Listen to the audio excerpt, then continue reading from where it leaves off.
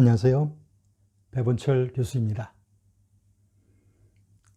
여러분, 우리가 예수님을 믿으면 됐지 왜 꼭 성령 충만해야 되느냐? 이런 질문들을 가끔 받습니다. 정말 왜 그럴까요? 우리가 예수님을 나의 구주라고 믿고 그렇게 고백하며 살면은 구원받은 거 아니냐? 그런데 꼭 성령에 충만한 삶을 살아야 되느냐? 이런 질문이죠. 자, 여기에는 이제 우리가 하나님의 뜻을 우리가 잘 이해해야 될 필요가 있는데요. 오늘 여기에 대한 질문에 대한 해답을 찾아보도록 하겠습니다. 왜 성령 충만해야 되는지, 그리고 성령 충만해야 될 그 목적이 무엇인지 여기에 대해서 살펴보도록 하겠습니다. 먼저 성경 말씀 레위기 11장 44절부터 45절 말씀 제가 읽겠습니다. 나는 여호와 너희 하나님이라.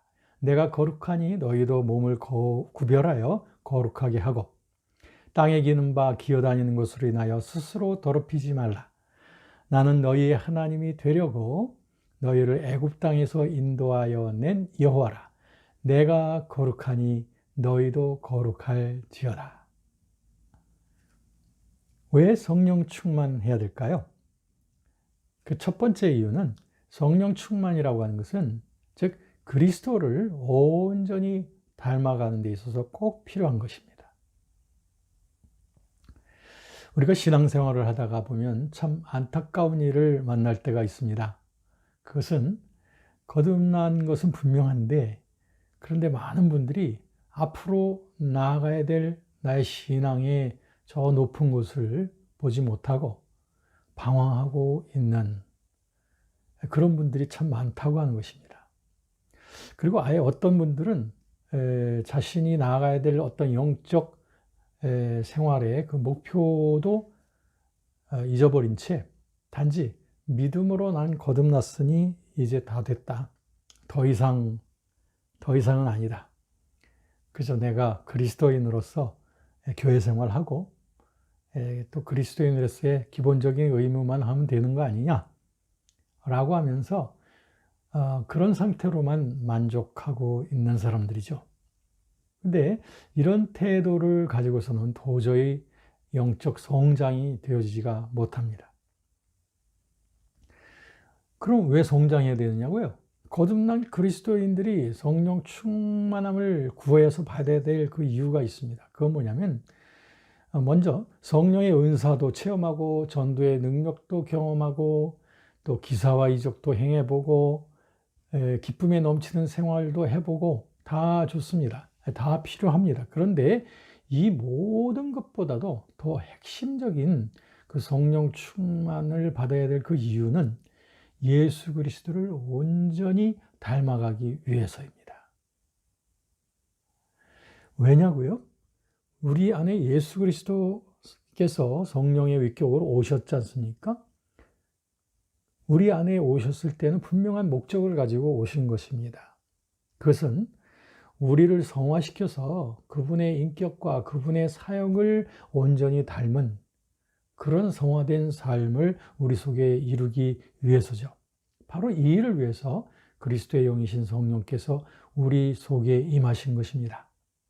에베소서 4장 13절 말씀이죠. 우리가 다 하나님의 아들을 믿는 것과 아는 일에 하나가 되어 온전한 사람을 이루어 그리스도의 장성이 한 분량이 충만한 데까지 이르리니. 그렇죠? 성령은 곧 그리스도의 영이시기 때문에 우리가 성령으로 충만케 되어지면 우리 영혼이 그리스도의 마음과 태도로 충만하게 되는 것이죠. 그래서 이런 충만함 가운데서 지속적으로 충만한 삶을 살아나갈 때 우리는 그리스도를 장성한 분량에 이르기까지 충만한 데까지 성화되어져 나간다는 거죠. 그 목표는 온전히 그리스도의 예수를 담는 일이죠. 그래서 성령과 동행하는 삶을 살아갈 때, 성령의 충만한 삶을 지속해 나갈 때 우리의 삶과 인격은 점차 예수님의 모든 것을 닮아가게 되는 것인데 이게 바로 하나님의 뜻이고 예수 그리스도께서 우리 안에 오신 이유 아니겠습니까? 단지 우리를 거듭나게 하시기만 위해서 우리 안에 오신 것이 아니라 거듭난 삶을 이제는 그리스도 닮은 자의 삶으로 성화시켜 나가는 것. 이게 바로 우리 안에서 성령께서 하시는 일입니다. 또 두 번째로 말씀드리면 이 성령 충만의 그 목적은 뭐냐면 우리가 정결한 능력을 우리가 경험하는 것입니다. 정결한, 우리 영혼 속에 정결한 영혼을 경험하는 거죠. 세례 요한의 말씀과도 같이 마태복음 3장 11절에 보면 세례 요한이 이렇게 말씀했죠. 나는 너희로 회개케 하기 위하여 물로 세례를 주거니와 내 뒤에 오시는 이는 나보다 능력이 많으시니 나는 그의 신을 들기도 감당치 못하겠노라. 그는 성령과 불로 너희에게 세례를 주실 것이요. 즉 이 세례 요한의 말씀처럼 예수님께서는 우리를 성령과 불로 세례 주시는 것입니다. 단지 거듭나서 의롭다함 받은 상태만 가지고 사는 것이 아니라 성령과 불로서 세례되어져서 그 불의 속성은 깨끗하게 하는 거 아니겠습니까? 뜨겁게 하여 우리 태우는 것입니다.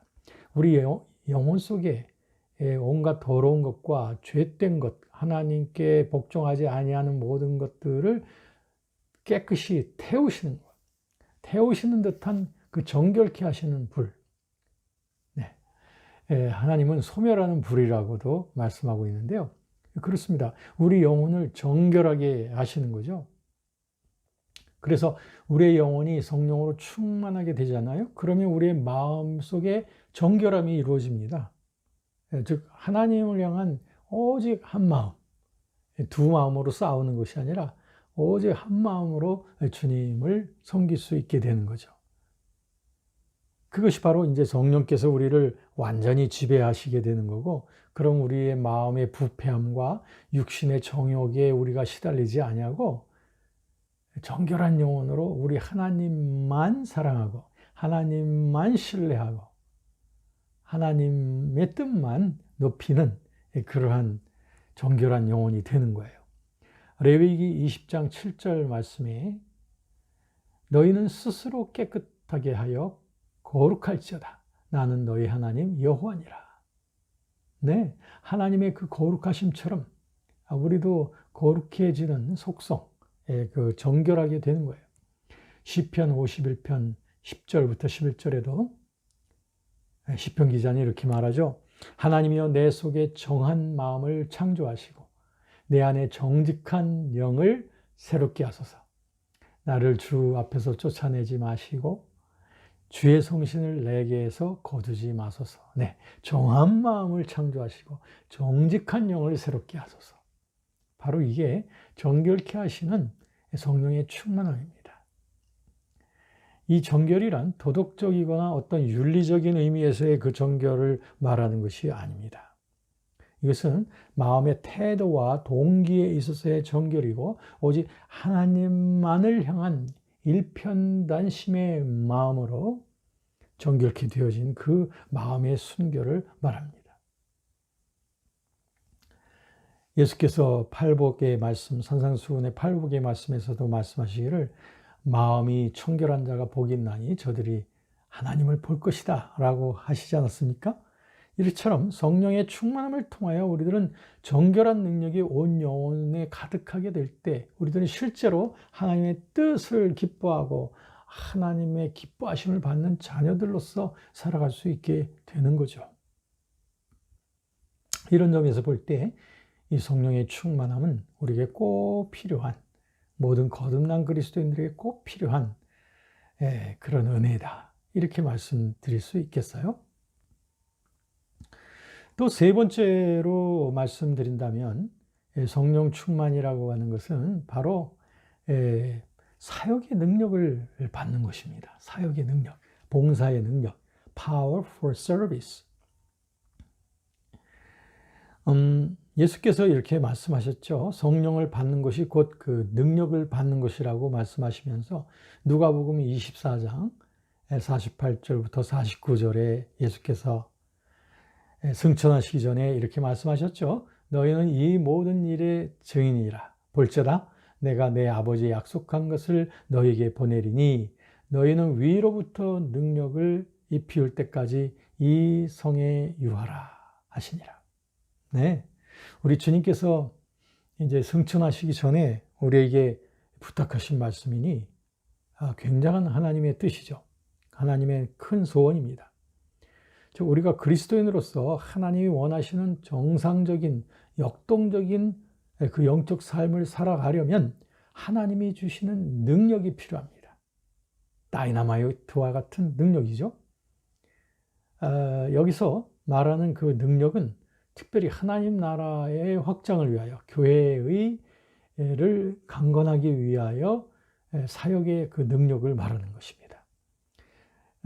오순절 날이 이르러서 사도행전 1장 8절에 보면 그 능력이 저들이 성령의 충만함을 받으면서 주어졌습니다. 1장 8절에 보면 오직 성령이 너희에게 임하시면 너희가 권능을 받고 예루살렘과 온 유대와 사마리아와 땅끝까지 이르러 내 증인이 되리라 하시니라. 그렇죠? 그래서 이와 같이 그 권능을 받은 능력을 받은 이 크리스천들에 의하여 마침내 교회가 이 땅에 확산되어진 것이죠. 우리가 주님을 섬겨서 일할 때 하나님 나라의 확장, 교회를 강건하기 위하여 필요한 그와 같은 사역의 능력은 여러 가지 사역의 열매로 나타납니다. 말씀을 전하는 능력, 전도하는 능력, 또 치유의 능력, 선교, 또 나눔, 또 구제, 상담, 섬김, 여러 가지 등의 우리들은 이와 같은 주님이 주시는 성령의 능력이 꼭 요청이 되는 것입니다. 그렇기 때문에 우리가 그 성령의 능력을 갖춘 그 증거도 상황에 따라서 다르게 나타날 수가 있겠죠. 사람들에게 하나의 은사적인 그러한 다양성이 있을 것입니다. 목회자들에게는 아무래도 목양의 능력, 또 말씀 전하는 능력, 이런 것들로 드러나게 되겠죠. 그리고 모든 신자들에게 이 성령의 충만함을 받게 되어질 때 이 사역의 능력들이 주어짐으로 말미암아 여러 영역에서 우리들은 열매를 맺게 되는 거죠. 이를 통해서 이 성령의 능력을 통하여 하나님의 나라가 확장되어지는 것, 이게 바로 변함없는 하나님의 뜻인 것입니다. 여러분, 이제 우리가 분명하게 우리가 확인할 수 있었습니다. 그것은 성령의 충만함이란 받아도 되고 받지 않아도 되는 것이 아니라 거듭난 하나님의 자녀라면, 즉 하나님의 뜻을 향하여 우리가 부름받은 하나님의 자녀들이라면 우리는 당연히 우리 그리스도를 온전히 닮아갈 목표를 가지고 살아야 되지 않겠습니까? 그렇다면 그것이 바로 성령의 충만한 삶을 통해서 그리스도를 닮아가는 것입니다. 그런가 하면 성령의 충만함을 받아야 우리들은 정결함이 갖춰지기 때문에 이 정결한 하나님만 사모하고 하나님의 뜻만 기뻐하는 이러한 일편단심의 영혼의 상태가 되어지기 위하여 우리들은 성령의 충만함을 필요로 하는 것이고요. 그리고 무엇보다도 우리들은 성령의 충만함을 통하여 사역의 능력이 갖춰지기 때문에 약속하신 그 사역의 능력을 가져서 우리들은 하나님 나라를 위하여, 또 우리의 모든 실생활 속에서, 직장 속에서, 가정 속에서 이런 능력 있게 복음을 전하고 사랑도 실천하며 섬기며, 그리고 각양각층의 여러 직업군 속에서 우리들은 직업적인 선교사로서의 역할을 힘있게 감당할 수 있는 그 능력, 그것이 바로 성령께서 주시는 능력인 것입니다. 이 능력을 통하여 하나님의 나라가 예루살렘과 온 유대와 사마리아 땅끝까지 증거되어지는 것, 이것이 바로 하나님의 뜻이기 때문이죠. 자, 여러분, 성령의 충만한 상태 속에 살아감으로 말미암아 그리스도로 충만하고, 그리고 정결한 영혼 속에서 성령의 강한 능력을 가지고 힘있게 사역할 수 있는 우리가 되어지길 원합니다. 감사합니다.